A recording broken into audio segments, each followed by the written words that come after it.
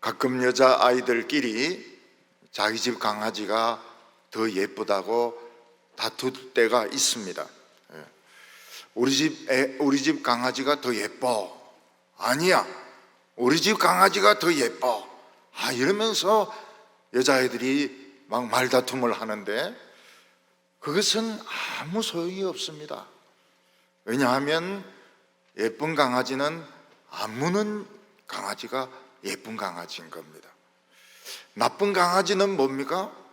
손님이 아니고 손님이 오면 막 지저대고, 그리고 주인이 산책시켜주지 않는다고 막 주인을 물어버리는 이런 개들은 아무리 예쁘게 생겨도 얘는 예쁜 개가 아닌 것입니다. 제가 아는 어떤 집에 강아지는 눈이 참 예쁘게 생겼습니다. 그리고 털이 전부 새까맣게 생기고 조그만한데 성격도 온순해요. 그래서 사람들이 그 강아지를 다 좋아합니다. 오면 강아지를 안고 막 이름을 불러주고 막 강아지를 안아주러 오는 사람들도 막 줄을 서기도 합니다. 근데 그 강아지가 좋은 강아지인지 안 좋은 강아지인지 알 수가 없습니다. 왜냐하면 그 강아지는 간질병을 가지고 있기 때문입니다. 처음에 살 때는 뭐 족보가 있는 강아지니 막 위대한 강아지니 이래가지고 샀는데 알고 보니까 간질병을 가지고 있는 것입니다. 그래서 주인의 약값은 한 2만 원 정도 든다면 이 강아지 약값은 한 20몇만 원 될 정도로 강아지가 주인보다 한 10배 정도 귀한 이런 약을 먹고 있는 것입니다. 우리 이 경상도에서는 뭐 지랄한다 이런 말을 그냥 함부로 하지 않습니까? 쉽게 농담으로. 근데 서울에 가서는 그 말을 쓰면 안 됩니다. 지랄하네 이런 말은 너 관질 환자다 이런 뜻이기 때문에 굉장히 기분 나빠합니다. 경상도에서 쓰는 말하고 서울에서 쓰는 말하고 절대 쓰지 말아야 될 말이 지랄하네 그런 말입니다. 근데 강아지 간질은 이 개지랄이거든요. 이거는 골치 아픈 거예요. 매일 약을 안 먹으면 이제 간질을 일으키는 겁니다.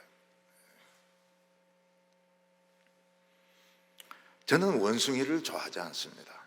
원숭이를 좋아하지 않습니다. 왜냐하면 못됐기 때문입니다. 태국의 어느 도시에서는 원숭이들이 패싸움을 했습니다.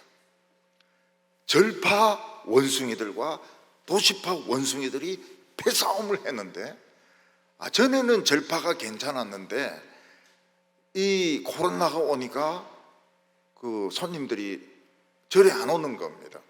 먹이를 안 던져주는 거예요. 근데 도시에 있는 원숭이들은 뭐 수시로 쓰레기통 뒤져가 먹고 이러니까 절파 이 원숭이들이 떼거지로 몰려와서 도시에서 막 찾길 인도 할 것 없이 막 치고받고 싸웠습니다. 근데 싸움이 어떻게 결론이 났느냐? 절파가 올라갔습니다.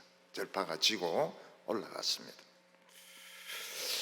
그리고 그 어느 도시에서 개가 원숭이 새끼 한 마리를 물어 죽였습니다. 그랬더니 원숭이들이 강아지를 안고 높은 나무 꼭대기에 올라가서 떨어뜨리는 겁니다. 그래서 강아지를 죽여서 복수를 합니다. 완전히 어린 강아지도 아니고 한 중간쯤 되는 강아지도 안고 올라가서 떨어뜨려 죽입니다. 원숭이 새끼 한 마리 죽었다 해가지고 강아지를 몇 마리를 죽였느냐? 400마리를 죽였습니다. 400마리를 떨어뜨려가지고. 그래서 앞으로 원숭이가 인간의 조상이다 이래 말하는 학자들은 용서해서는 안 될 것 같아요. 얼마나 이 원숭이들이 못됐는지 모릅니다. 우리 집 강아지가 예쁘니 너희 집 강아지가 예쁘니 이거는 아무 소용이 없는 말다툼인 것입니다. 한번 엘리베이터를 타니까 어떤 부부가 아주 하얗게 생긴 그런 예쁜 강아지를 데리고 탔는데 제보고 와 이러는 겁니다. 그래서 저는 또 가만히 있을 수가 있습니까? 아이고 무서워라 이랬더니 또 막 강아지를 품에 넣고 막 그렇게 하더라고요. 나쁜 강아지죠.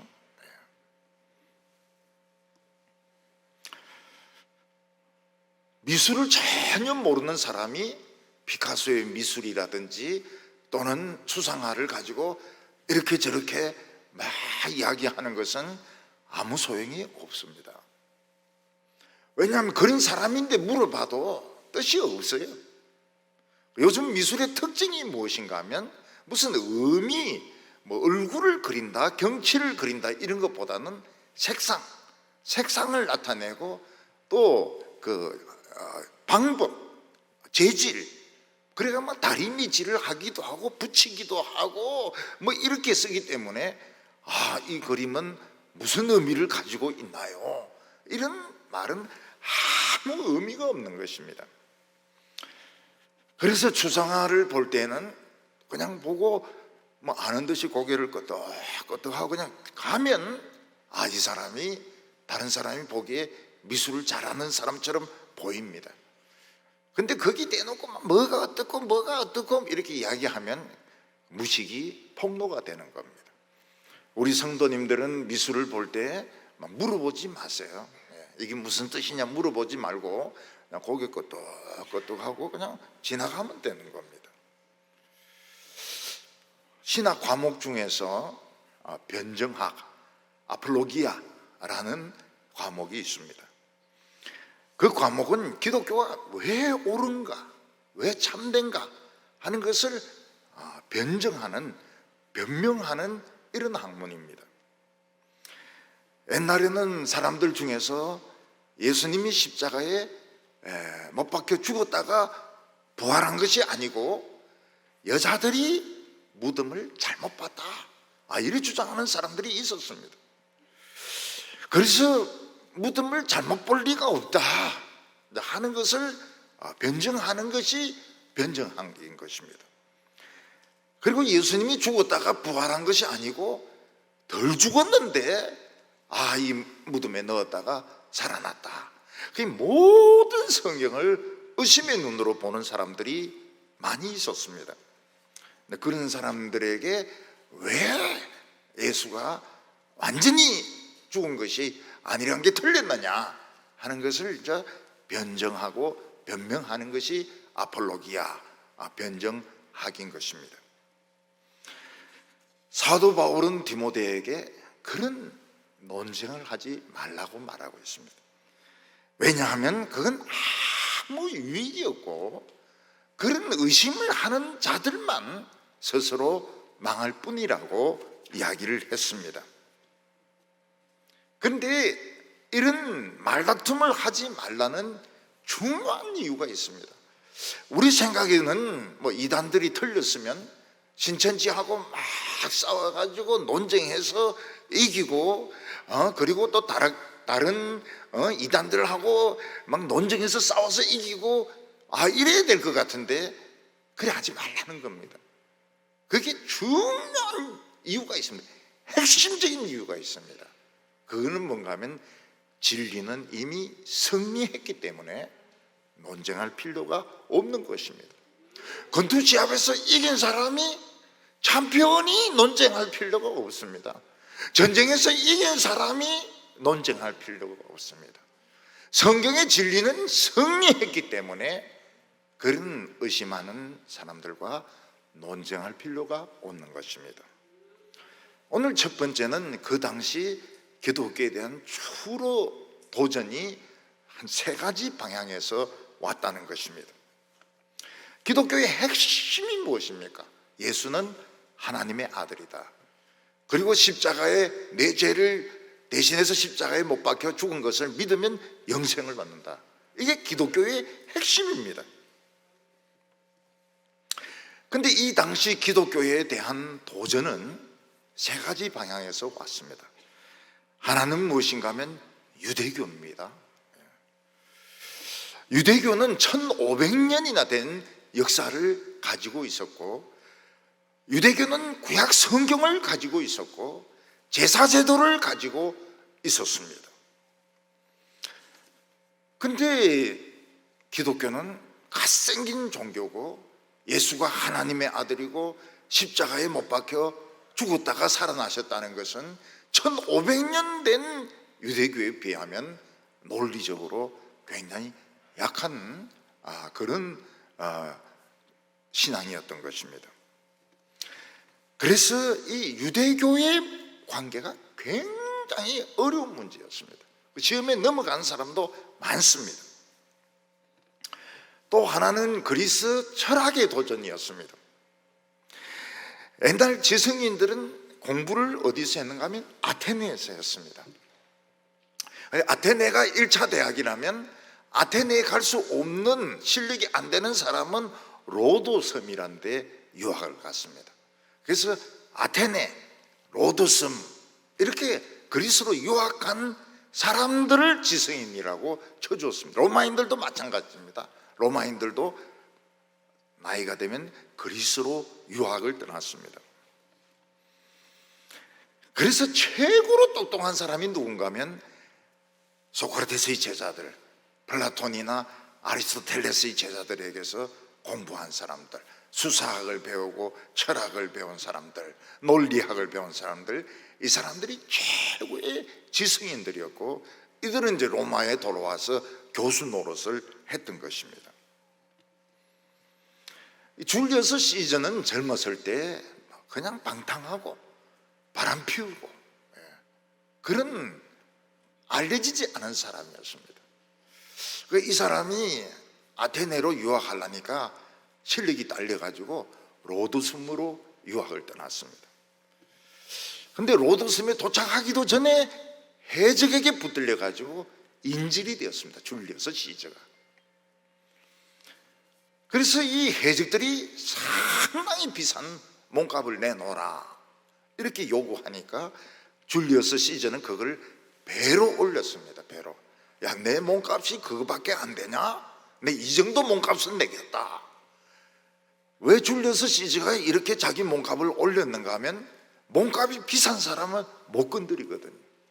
몸값이 비싼 사람은 때리지도 못하고 굶기지도 못하고 죽이지도, 왜냐하면 돈이니까 이 돈. 그래서 줄리어스 시저는 집에 사람을 보내가지고 몸값을 가지고 와서 풀려납니다. 그리고 또 군대를 또 빌려가지고 와가지고 이 해적들을 소탕을 해버려요. 줄리어스 시저는 이제 그때부터 이 사람이 조금씩 유명해지기 시작했습니다. 이 플라톤의 철학, 국가론, 지금도 사람들은 읽고 있습니다.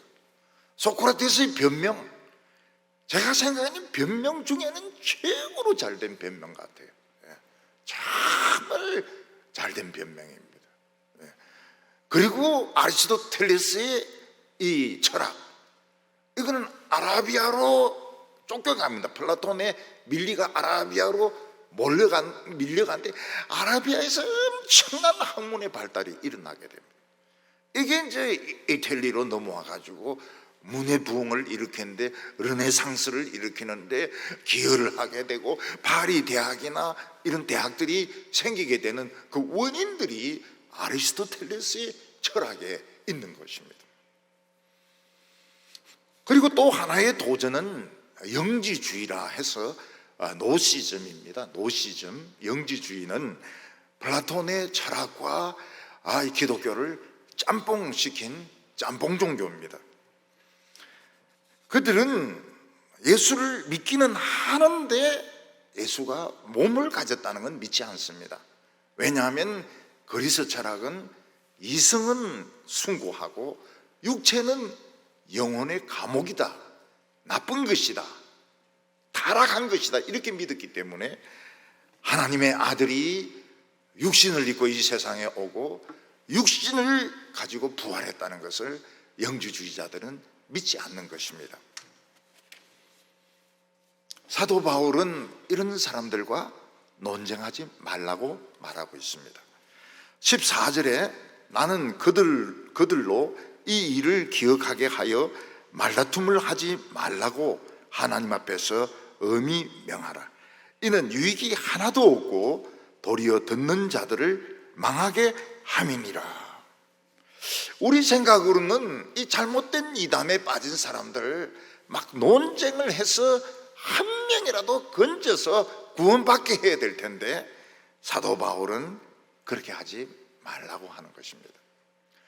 예를 들어서 어떤 사람이 자살하려고 강에 뛰어들었습니다. 그 구조대가 헤엄쳐가 가면 대개 그냥 끌려옵니다. 기절해 있거나 뭐 힘이 없어서 끌려옵니다. 근데 어떤 사람이 막 오지 말라고 막 발로 차고 욕을 하고 이런다면 구조대가 그냥 그럼 잘 죽으라 그러면서 돌아오는 구조대원이 있느냐 하는 것입니다. 없습니다. 구조대원은 반드시 살립니다. 어떤 식으로 살립니까? 가가지고 뒤통수를 딱 때리면 기절을 합니다. 그럼 머리카락을 잡고 질질질 끌고 와서 인공 심폐소생술을 시켜가지고 살리는 것입니다. 근데 대개 자살을 기도한 사람들이 누군가 살려주면 왜 살려줬냐 이렇게 이야기하지 않고 고맙다고 이야기합니다. 고맙다. 역시 사람이 사는 것은 위대한 것입니다.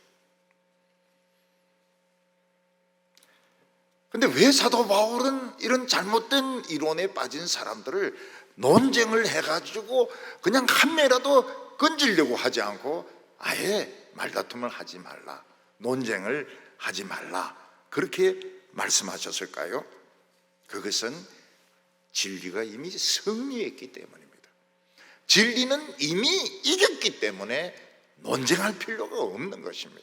그냥 일방적으로 가르쳐주고 본인이 안 받아들이면 안 받아들이는 걸로 끝나는 것이지 논쟁할 필요가 없는 것입니다. 기독교인들에게 있어서 1500년 된 이 유대교의 도전은 정말 참 무서운 도전이었습니다. 구약 성경을 가지고 있습니다. 제사를 가지고 있습니다. 위대한 조상을 가지고 있습니다. 할례 제도를 가지고 있습니다. 모세와 선지자들을 통한 그런 말씀이 있습니다. 그래서 기독교인들 중에서는 유대교의 열등감을 느끼는 사람들이 아주 많았습니다. 그래서 어떤 사람은 예수 믿고 나서도 더 잘 믿으려고 유대교로 넘어가서 율법을 배우고 할례를 받는 사람도 있었습니다. 그런데 사도 바울은 이 유대교를 혼자서 이겼습니다. 그게 바로 갈라디아서와 로마서입니다. 그 수많은 유대 신학자들 중에서 로마서를 반박할 수 있는 사람이 한 명도 없었습니다. 이게 위대한 겁니다. 이 마틴 루터도 마찬가지입니다. 그 많은 천주교 신학자 중에서 마틴 루터 한 명을 이길 수 있는 천주교 신학자가 없었던 것입니다. 이미 이겨버렸어요. 사도 바울은 로마서에서 무슨 이야기를 합니까? 육체적인 유대인이 아니요 할례는 마음에 할 것이라. 너무 맞는 말이죠. 그러니까 유대교에서 사도 바울 한 명을 못 이기는 겁니다. 그러니까 죽이려고 해요. 논쟁으로 이길 수 없으니까 죽이려고 하는 겁니다. 사도 바울은 어떻게 말합니까? 하나님 말씀에 순종하고 자기 욕심대로 살지 않는 우리가 할례당이라. 지금도 우리가 할례당이다 이렇게 말하면 이상하게 생각하는 사람이 있을지 모릅니다. 우리가 할례당이, 우리가 참 이스라엘이고 참 유대인이고, 왜냐하면 껍데기로 유대인은 유대인이 아니라는 겁니다. 근데 그걸 반박을 못해요. 아무도 왜 로마서가 틀렸는가, 왜 갈라디아서가 틀렸는가 한 명도 주장을 못했습니다. 이게 사도 바울의 위대한 점입니다. 하나님의 진리의 위대한 점이죠. 단 한 명도 반박을 못했습니다. 이미 진리가 이겼는데 뭐 때문에 논쟁을 하고 뭐 때문에 말다툼을 하느냐 하는 것입니다. 그리스 철학은 지금까지 영향을 미치고 있습니다. 서점에 가보면 플라톤의 그 철학들이 다시 막 번역이 돼서 나오고 있습니다. 소크라테스는 책을 안 썼습니다. 소크라테스의 변명이나 이런 것들은 다 플라톤이 쓴 것들입니다. 아라비아가 굉장히 귀중한 것이 무엇인가 하면 유럽에서는 단 한 권도 없는 아리스토텔레스의 원본이 아라비아 항아리 안에는 들어있었던 것입니다. 이게 중세 대학의 발전의 밑바탕이 됩니다. 그래서 플라톤이나 아리스토텔레스의 철학은 참 서로 상반되지만 굉장히 뛰어난 철학이었습니다. 그들은 인간의 이성은 순수하고 인간의 육체는 영혼의 감옥이다. 지금도 그런 말 하면 공감할 사람들이 많습니다. 정신은 깨끗한데 육체는 영혼의 감옥이다. 기독교는 좋은데 교회는 나쁘다. 그런 말에 공감할 사람들이 많이 있습니다. 더욱이 이 그리스 철학자들은 죽음을 굉장히 예찬했습니다. 인간이 죽는 것이 이 이성이 육체의 감옥에서 풀려나서 참 자유를 얻는 것이다. 이런 식으로 생각을 했습니다. 그런데 철학은 답이 없습니다. 철학은 질문입니다. 답은 어디에 있습니까? 예수님이 답입니다. 그리스 철학을 공부해 보면 전부 질문으로 되어 있습니다. 답이 없어요.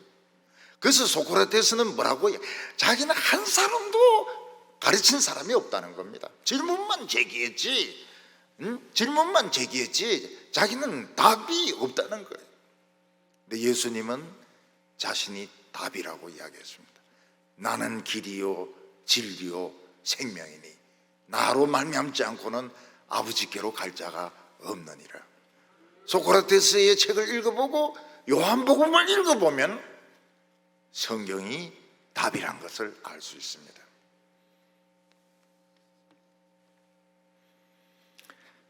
영지주의는 굉장히 복잡합니다. 보통 복잡한 게 아니에요. 그런데 핵심은 플라톤 내 철학과 기독교를 짬뽕시킨 것입니다. 인간의 육체는 타락했기 때문에 하나님의 아들이 인간으로 올 수 없다는 것입니다. 그러면 예수님은 어떻게 된 것이냐? 이 예수라는 사람이 있었는데 요한에게 세례를 받을 때 그리스도의 영이 덮어 씌었다는 것입니다. 그러니까 예수가 신이 들린 것이죠. 그리스도의 영이라는 신이 들린 겁니다. 그러다가 예수님이 십자가에 못 박혀 죽을 때 예수는 죽고 그리스도의 신은 떠났다는 겁니다. 굉장히 복잡해요. 그런데 하나님은 딱 한 권으로 영지주의를 이겼습니다. 골로새서를 보면 그리스도에 대해서 얼마나 명확하게 이야기하고 있는지. 그리스도는 하나님의 아들이라고. 그리스도는 모든 것에 답이 된다고. 이번에 골로새서가 참 설교가 제가 생각하기에 잘 된 것 같아요. 굉장히 기독론에 대해서 자세하게 설명을 많이 했습니다. 왜 말다툼이 필요 없느냐? 이겼는데, 진리가 이겼는데, 로마서가 이기고 골로새서가 이기고 에베소서가 이겼는데, 이기는데 무슨 또 논쟁이 필요합니까? 논쟁이 필요가 없어요. 그냥 이 성경 말씀을 가지고 설교하고 또 이 말씀을 증거하고 안 받아들이면 안 받아들이는 사람이 망한다. 그거밖에 없다는 겁니다. 말다툼을 한다고 해서 이단 중에 믿을 사람이 있습니까? 없습니다. 없어요. 그냥 가족들이 막 강권적으로 하면 돌아옵니다. 강권적으로. 근데 말다툼을 해가지고 돌아올 사람은 없어요. 그래서 굉장히 조심해야 됩니다. 뭐 신천지라든지 뭐 이런 이상한 데 한번 넘어가면은 사람이 이상해져요. 이상해서. 껍데기는 남편이고 내 자식인데 말이 안 통합니다. 안 돌아와요. 하나님은 구원받을 자를 다 알고 계시기 때문에 우리가 막 무리하게 논쟁을 해가지고 구원시킬 수 있다 이런 생각하지 말라고 말하고 있습니다. 19절에 보면 하나님의 견고한 터는 섰으니 인침이 있어 일렀으되 주께서 자기 백성을 아신다 하며 또 주의 이름을 부르는 자마다 불의에서 떠날지어다 하셨느니라. 하나님의 진리는 개풀같이 막 물이 들어오면 바다가 되고 물이 빠지면 막 진흙탕이 되는 이런 것이 아니라 하나님의 터는 견고합니다. 물이 들락날락 거리는 개뿔이 아니. 그리고 하나님은 이미 믿을 자를 아시고 인을 쳤기 때문에 구원받을 자는 진리를 그런 식으로 받아들이지 않는다는 겁니다. 하나님의 말씀이 증거되면 겸손하게 받아들이지 막 말꼬리를 잡아가지고 막 그렇다면 이렇다면 이래 안 한다는 거예요. 내버려 두라는 겁니다. 그리고 말씀을 듣고 불의에서 떠나면 되는 겁니다. 미신에서 떠나고 술에서 떠나고 타락한 생활에서 떠나면 구원받는 겁니다. 이미 진리는 이겼기 때문에 말다툼은 필요가 없다 이렇게 말씀하고 있습니다. 두 번째는 이 말씀을 바르게 해석하려면 어떻게 해야 되냐 하는 것입니다. 성경 말씀은 마치 우라늄과 같기 때문에 바로 때리면 폭발이 일어나게 되어 있습니다. 엄청난 에너지가 발생하게 되어 있습니다. 그래서 우리는 사실 중국에 있는 핵무기를 북한에 있는 핵무기를 그렇게 무서워할 필요가 없어요. 이 성경 자체가 핵무기입니다. 음식물에서 물고기에 이 음식점에서 물고기에 회를 쓰는 사람은 물고기의 결을 잘 알아야 됩니다. 그래서 새로 사온 펄떡펄떡 뛰는 그 물고기를 단칼에 막 탁 죽이고 그 다음에 껍질을 싹 벗긴 후에 수건으로 싸가지고 습기를 제거합니다. 그리고는 예리한 칼로 이 회를 뜹니다. 그리고 이 회 뜨는 사람들은 회가 따뜻하면 안 되니까 항상 손을 잡게 해요. 손이 차가워가지고 이 회가 이 맛이 변하지 않도록. 그러니까 이 회 뜨는 사람들은 항상 손이 차가워야 됩니다. 뜨거우면 안 돼요. 김밥 많은 사람은 뜨거워도 되지만 회 뜨는 사람은 손이 뜨거우면 안 돼요. 손 뜨거운 사람은 회 뜨면 안 됩니다. 만약에 물고기의 이런 질을 모르는 사람이 그냥 대놓고 막 칼질하면 이게 회가 아니고 떡이 돼버립니다. 그럼 뭘 만듭니까? 오뎅을 만드는 겁니다. 오뎅. 네, 오뎅. 오뎅은 고기살을 막 이겨가지고 이 기계에 넣어가지고 길게 만들기도 하고 납작하게 만들기도 하는데 저는 어렸을 때 그 오뎅 만드는 걸 구경을 많이 했어요. 그러면 네모난 틀에다가 이 물고기 이거를 이 덩치를 싹 깔고 그 다음에 이거를 기름에 넣어가지고 튀겨가지고 빼면은 이제 오뎅이 나오는 겁니다. 사 먹지는 못하고요. 그냥 보기만 했어요. 지금도 오뎅을 썩 좋아하지 않습니다. 어릴 때 하도 많이 봤기 때문에 썩 좋아하지는 않아요. 그러나 아마 젊은 사람들은 저 동성로에서 막 오뎅 막 미국에서 오뎅 먹으러 온 사람들도 있어요. 일본에서도 와가지고 제일 먹고 싶은 것이 무엇이냐? 오뎅이란 사람이 있습니다. 저는 잘 이해를 못하지만 그럴 수도 있다고 생각해요. 사람은 다 틀리기 때문에. 이 나무를 패거나 나무를 다듬는 사람은 나무의 결을 잘 알아야 됩니다. 이 나무 결에 따라서 탁 도끼질 하면 탁 잘라지는데 그걸 모르고 막 아무데나 막 찍으면 나무는 나무대로 상하고 도끼는 이빨이 다 우그러지게 됩니다. 마찬가지로 하나님의 종들은 하나님의 말씀의 결을 잘 알아야 됩니다. 굉장히 성경이 논리적이에요. 성경이 너무너무 논리적입니다. 이 논리를 모르니까 막 별의별 방법을 다 쓰는 거예요. 별의별 방법을 다 써요. 그러면 나오는 게 뭐가 나옵니까? 어묵이 나오게 됩니다. 어묵 설교가 나오게 됩니다. 결 따라 싹 이렇게 하면 회가 나오게 되는데, 목사님 회를 좋아하십니까? 별로예요. 근데 저는 회 먹을 줄 몰랐습니다. 우리 어렸을 때는 너무 가난해가지고 회 같은 거는, 회나 물고기는 먹을 생각을 못했어요. 겨울에는 겨우 요만한 그 꽁치 구워가지고 먹기만 하고, 그리고 이제 이 오징어를 어머니가 국에 넣어가지고 하면 그 손가락에 끼워가지고 뜯어먹는, 이게 참 맛있고 국물이 맛있고 그렇지, 회를 먹는 걸 이해를 못했어요. 제가 서울에 올라가서도 회 먹는 걸 이해를 못했습니다. 그래서 부산에 가가지고 교회에서 귀한 손님 오셨다 이래가지고 회를 주면 남들 몰래 회를 된장에 집어넣습니다. 뜨거운 된장에 넣어가지고, 물고기는 이 삶아야지 왜 이리 센 거를 먹는가. 근데 역시 대구는 위대합니다. 대구에 오래 있다 보니까 회 맛을 알게 되고, 게 맛을 알게 되고, 회 맛을 알게 되고, 그래서 이 회를 먹을 수 있게 되었습니다.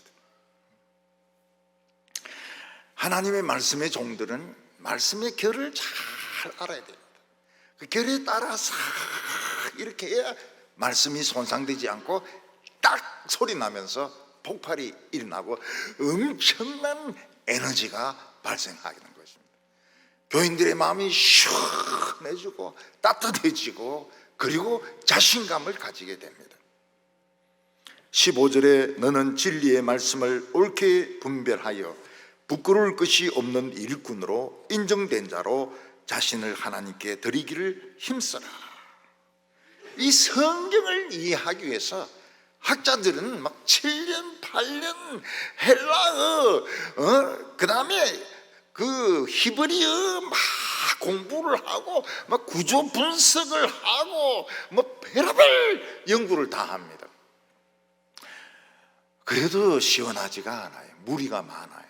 무리가 많습니다. 근데 성경 말씀은 잘 보면 논리가 딱 살아있어요. 논리가 살아있습니다. 그 논리 안에 뭐가 있습니까? 서론이 있고, 그리고 본론이 있고, 클라이맥스가 있습니다. 절정이 있습니다. 이걸 살려내면 설교가 확 불이 붙게 되는데, 요걸 이제 살려내기가 쉽지가 않죠. 이 결을 살려내고 이 안에 있는 이 오케스트라, 이 교향곡 같은, 심포니 같은 클라이맥스가 있습니다. 클라이맥스, 거기에 힘을 주가지고 막 부딪으면 부흥이 일어나요. 오늘 지휘자가 참 지휘를 너무 잘했는데요, 지휘자가 팔만 흔든다고 해서 이 지휘자가 될 수 있는 게 아닙니다. 음악을 완전히 이해하고 있어야 됩니다. 그래서 어떤 지휘자는 딱 한 사람이 이상한 소리 냈는데 딱 중단해요. 소리가 틀렸다고 딱 중단합니다. 그리고 자기 자신이 해석을 잘 해야 됩니다. 악보만 보고 뭐 그냥 연주한다고 해서 연주가 되는 게 아닙니다. 소화를 해야 됩니다. 자기 자신의 그 스타일로 그 베토벤이나 모차르트나 이걸 소화를 해서 어떤 데는 밝게, 어떤 데는 어둡게, 어떤 데는 빠르게 막 이렇게 연주를 해야 되는 겁니다. 메시아에 보면 할렐루야도 해석이 굉장히 다릅니다. 아주 빠르게 할렐루야 할렐루야 하는 데도 있는가 하면 또 장엄하게 해석하는 사람도 있고요. 하나님의 종들은 성경의 논리를 알게 되면 불을 붙일 수가 있습니다. 불 붙는 논리입니다. 불 붙는 논리. Logic on fire. 불 붙는 로직이고, 그 짧은 본문 안에 클라이맥스가 들어있어요. 클라이맥스가. 예를 들어서 뭐 수르보니게 여인이 자기 딸의 귀신 고쳐달라 그랬다면, 뭐 예수님이 뭐 개라고 막 이렇게 이야기하면서 이제 이게 이제 점점 갈등이 막 올라가기 시작하는 것입니다. 근데 끝에 가서 이 여자가 개도 좋습니다. 제게 무슨 일을 주십시오. 클라이맥스죠. 그때 예수님께서 여자야, 내 믿음이 크도다. 내 믿음대로 될지어다. 이건 막 완전히 이거는 절정이죠. 그래서 하나님의 말씀의 이 흐름을 모르고 그냥 말씀을 잘라버리고, 어두절미하듯이 잘라버리고 지 마음대로 그걸 끄집어 가지고 막 요리를 한다면 어묵밖에, 오뎅이 되는 겁니다. 오뎅. 일본에는 오뎅만 뭐 100년 넘게 했다는 집이 있는데 다 쓸데없어요. 오뎅을 해가 뭐합니까? 오뎅. 우리 교인 중에 혹시 오뎅 하는 분 있으면 용서하시기 바랍니다. 이거 예를 들어서 하는 겁니다. 오늘 오후 예배 생전 안 나오다가 나왔더만은 또 오뎅이 또 안 좋다네. 이래 하지 마세요. 이거 절대로. 꼭 그런 사람이 있어요. 생전 안 나다가 나오면 딱 시험 들어요. 계속 나오는 사람은 시험 안 드는데 안 나오다 오면은 딱 걸리는 거예요. 그래서 말씀을 잘 분별하라는 것은 하나님 말씀을 잘 이해하고 그 특성을 살려야 되는 겁니다. 특성을 살려야 됩니다. 잠언을 설교할 때 회 뜨듯이 설교했습니다. 회 뜨듯이. 그 히브리인들의 그 글을 쓰는 방법 중에서 패럴렐리즘이라고 하는 것이 있습니다. 패럴렐리즘. 패럴렐리즘은 반복하는 것입니다. 근데 그냥 반복하는 것이 아니고 설명하기도 하고 또 논박하기도 하고 내용을 더 풍성하게 하기도 하는데, 그걸 잘 살려야 잠언을 설교할 수 있습니다. 그렇지 않으면은 제가 잠언 설교 보면은 그냥 자기 경험한 것에도 한두 구절 연결시키는, 아마 전 세계적으로 그렇습니다. 잠언 설교한 거 보면은 다 그렇게 설교해요. 그냥 한두 구절 인용해가지고 그냥 자기 경험, 어렸을 때 경험하고 연결시켜서 설교를 하는데, 오뎅이죠. 오뎅. 설교자는 부끄러울 것이 없는 일꾼이 되어야 됩니다. 설교자가 거짓말을 막 자꾸 한다. 그 부끄러운 것이죠. 부끄러운 것이죠. 설교자가 화를 자꾸 내면 부끄러운 것입니다. 어떤 목사님은 라스베가스 가가지고, 미국 사람들은 베가스 이래도 다 알아듣습니다. 라스베가스 가가지고 이 노름을 하고 싶은데 또 교인들이 볼까 싶어서 새벽에 내려간 겁니다. 새벽에 내려갔는데 거기 온 장모님 중에서도 똑같은 생각을 가진 사람이 있어요. 이걸 한번 하고 싶은데 또 누가 볼까 싶어서 새벽에 내려가는데 둘이 딱 만나게 되었습니다. 둘이 얼마나 친하게 되었을까요? 둘 다 들켰으니까 아주 망신을 당했습니다. 어떤 신학생이 길을 가다가 길에다가 가르침을 뱉었습니다. 근데 누구 앞에서 가르침을 뱉었는가? 경찰 바로 앞에서 가르침을 뱉었어요. 그 경찰이 이제 딱지를 떼려고 탁 이렇게 하니까 이 사람이 나 신학생인데 좀 봐주세요 이러니까 경찰이 뭐라고 말합니까? 그러니까 더 조심해야죠. 신학생이니까 더 가르침을 받지 말아야 되죠. 그러니까 신학생이 경찰인데 야단을 맞은 겁니다. 설교할 맛이 나겠습니까? 부끄럽죠. 부끄러워요. 목사가 무단횡단하다가 교인들이 다 봤다. 목사가 음주운전을 해가 걸렸다. 이건 참 보통 일이 아닙니다. 목사가 음주운전을 해가지고 걸렸다. 어떤 군 법사는 컴퓨터 안에다 그 포르노를 많이 넣어놓고 보고 있었습니다. 똑똑똑똑 치기는 하지만 보기는 포르노를 보고 있는 겁니다. 근데 이 정보가 샜어요. 결국 잘렸습니다. 어떻게 법사가 포르노를 그렇게 많이 저장해놓고 겉으로는 똑똑똑똑 하면서 포르노를 볼 수 있는가? 미국은 아동 포르노는 가지고만 있어도 경찰에 넘어갑니다. 가지고만 있어도, 컴퓨터 안에 가지고만 있어도, 스마트폰 안에 가지고만 있어도 뭐 봤든 안 봤든 이거는 잡혀가는 겁니다.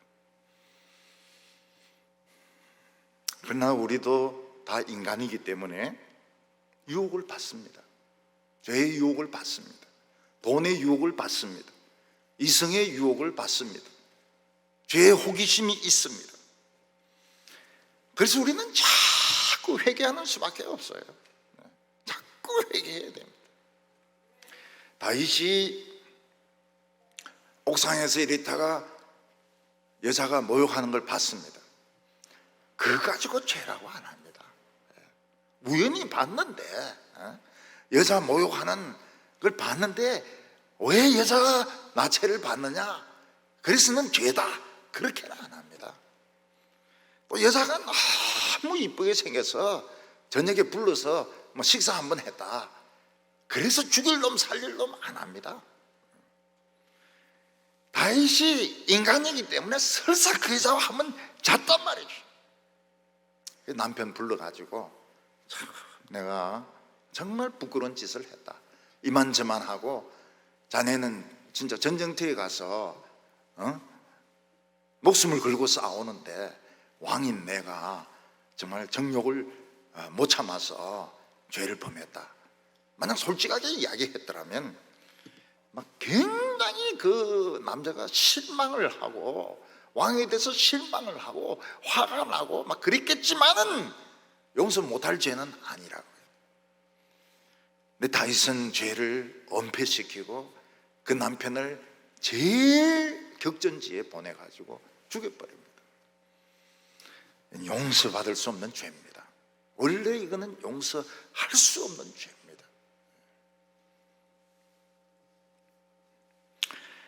어떤 선교단체의 목사님은 담배를 끊지 못했어요.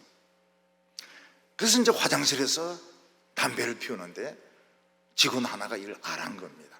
이걸 담배 연기가 이제 살살 나는데 여기 담배 피울 사람이 없는데 담배 냄새가 살살 나고 나중에 보니까 그 책임자인 목사님이 나오는 거예요.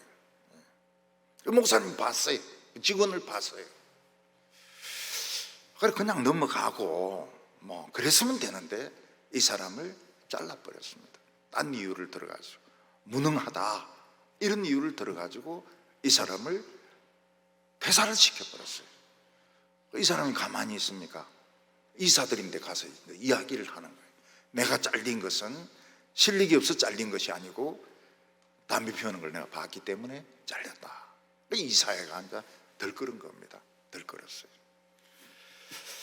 그래서 이사들이 내린 결론이 뭔가 하면 담배 피운 것은 죄가 아닐 수도 있다. 그렇지만 그걸 은폐시키려고 직원을 내쫓은 것은 이거는 옳지 못하다.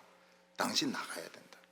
그래서 목사는 사임을 하고 그 직원은 잘못한 건 아무것도 없으니까 다시 이제 복직을 하게 된 것입니다.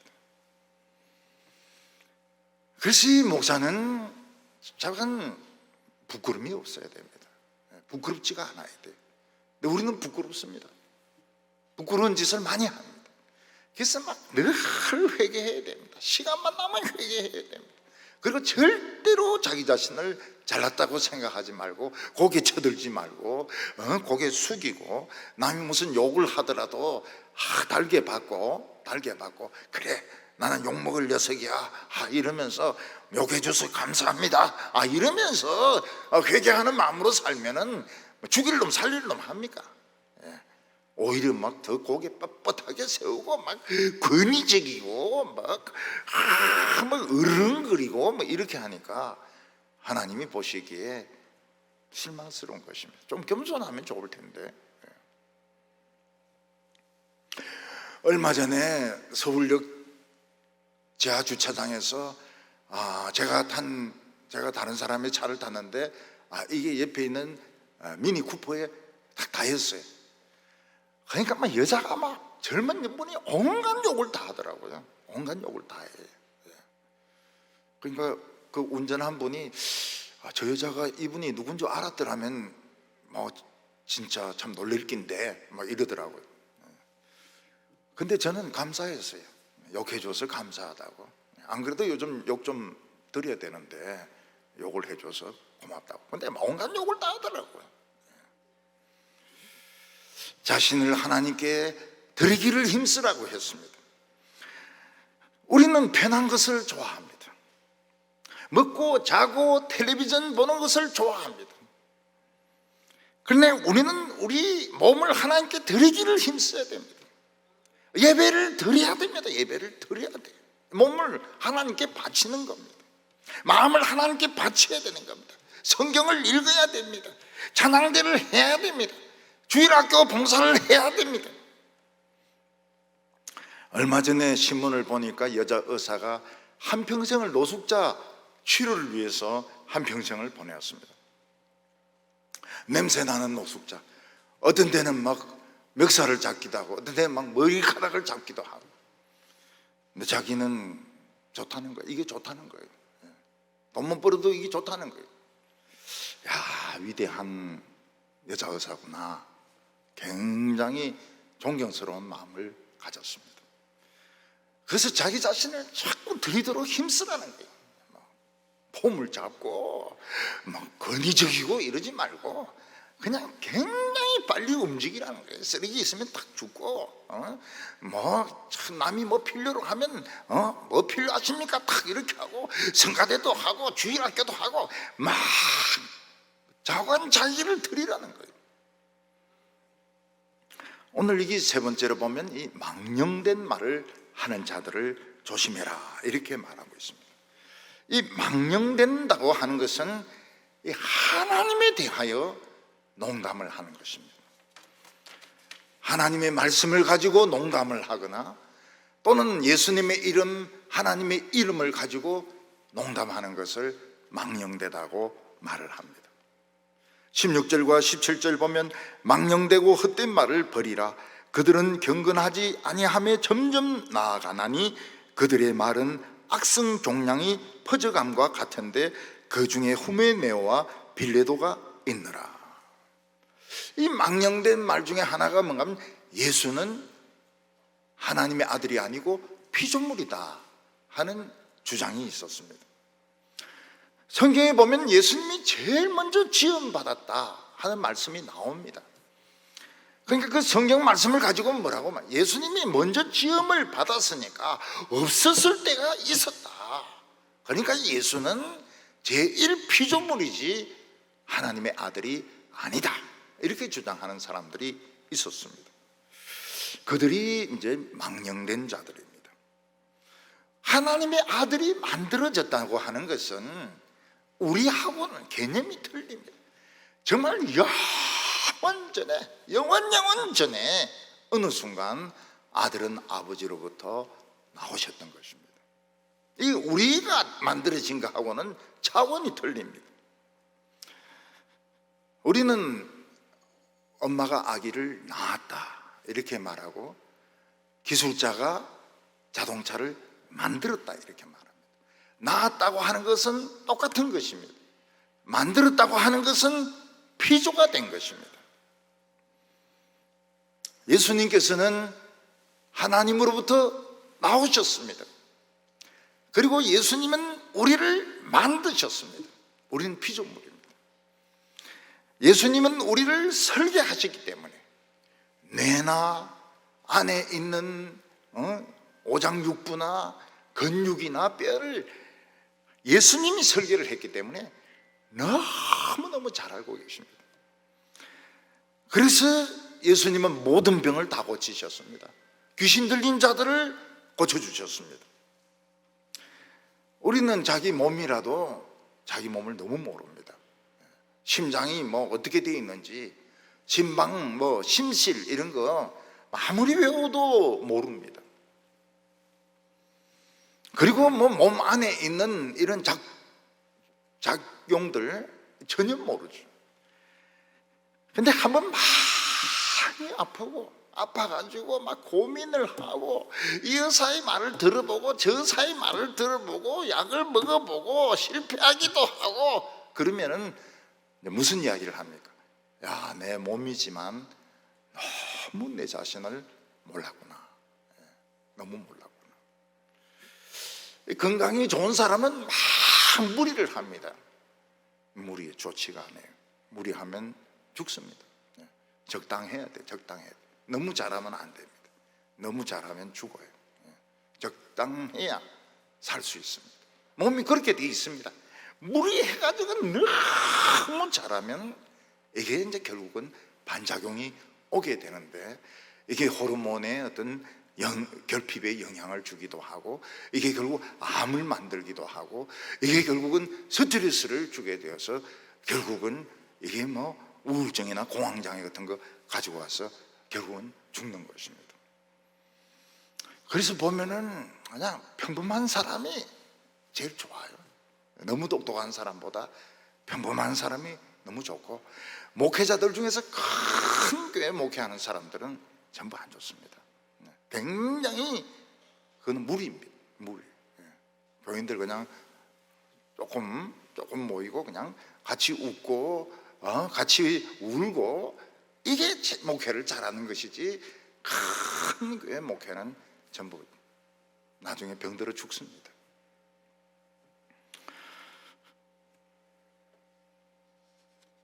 여기 망령된 말들 중에 하나가 무엇인가 하면 부활이 지나갔다 하는 사람들이 있었습니다. 아무리 예수님을 기다려도 예수님이 안 오니까, 예수님은 이미 어느 곳에 오셨다, 그걸 우리가 모르고 있다, 우리의 부활은 물 건너갔다, 이렇게 주장하는 사람들이 있었으면 망령된 것이죠. 18절에 진리에 관하여는 그들이 그릇되었도다. 부활이 이미 지나갔다 하므로 어떤 사람들은 믿음을 무너뜨리느라. 이 망령된 말은 암이라는 겁니다. 암덩어리라서 자기를 죽입니다. 그 가운데 후메네오와 빌레도가 있는데, 우리는 그 사람이 누군지 모르겠지만 이 당시에는 유명한 목회자였던 것 같아요. 결국 이 사람들은 영혼의 암이 들어서 죽었던 것입니다. 예수님의 재림이 지나갔다, 우리의 부활은 없다, 그러면 성경대로 믿을 필요가 없습니다. 오늘 사람들은 기독교를 어떻게 생각합니까? 기독교는 참 좋은 종교다, 그러나 전도하지 마라. 다른 사람들 자유가 있는데 왜 자꾸 전도하려고 하느냐. 예수는 좋은 선생님입니다. 자기 자신을 희생시킨 너무나도 모범적인 선생이다. 우리는 그런 희생을 본받아야 된다. 그가 죽음으로 우리 죄가 사함받았다, 그런 이야기는 못하게 합니다. 신학교에서 못하게 해요. 성경은 하나님의 말씀이다, 이 논문 통과 안 돼요. 성경 안에는 하나님의 말씀이 들어있다, 이렇게 해야 이게 통과가 되고, 모세오경은 포로 후기에 쓰여진 거다, 이렇게 해야 이 논문이 통과되지. 외국에서 박사 받았다 이래가지고 공부 잘했다, 논문을 읽어보라고, 그런 식으로 해가지고 박사학위를 받을 수 있는가? 절대로 못 받습니다. 우리는 세상이 너무 좋습니다. 우리는 이 세상에 오래오래 살고 싶어 합니다. 명품 가지고, 좋은 집에서, 개 키우면서. 백화점에 가면 명품이 있습니다. 돈 있는 사람은 비싼 머리를 할 수 있습니다. 그 머리 함부로 손대면 안 돼요. 50만 원짜리이기 때문에 3만 원짜리 하고 같이 있으면 안 돼요. 앞으로는 좌석도 50만 원짜리 머리, 3만 원짜리 머리 이렇게 해야 될지 모르겠는데요. 우리 아파트에서 지금 최근에 급증하고 있는 차가 포르쉐입니다. 포르쉐. 포르쉐도 뚜껑 없는, 뚜껑 제치는 포르쉐가 지금 막 사고 있습니다. 옛날에는 저 벤츠가 많았는데 지금 벤츠 CC에서 안 사요. 포르쉐. 포르쉐가 지금 급증하고 있습니다. 왜냐하면 이제 점점 사람들은 잘 살기를 원하기 때문에. 근데 포르쉐가 성차감이 좋으냐? 개뿔로 안 좋아요. 그 완전히 이거 달구지라고요, 달구지. 근데 좋아요. 비싸니까 좋아해요. 이런 비성경적인 가르침은 악성 종양과 같다고 했습니다. 암입니다. 암이 퍼지기 시작하면 나중에는 이게 이제 위나 창자를 막아가지고 음식이 넘어가지 못하고 물도 넘어가지 못하고 바짝 말라가지고 돌아가십니다. 그리고 이게 커지니까 얼마나 아픈지 몰라요. 나이 드신 분들은 참 이게 덜 커지고 덜 아픕니다. 같은 암 환자라 하더라도 한 70세 되는 분들은 별로 안 아파요. 근데 막 한 50대 되는 사람들은 아파가지고 막 소리 지르고 막 욕하고 막 나중에 마약을 해도 이제 이게 잘 안 나요. 그래서 그리스도 안에서 늙는 게 복되다고 하지 않습니까?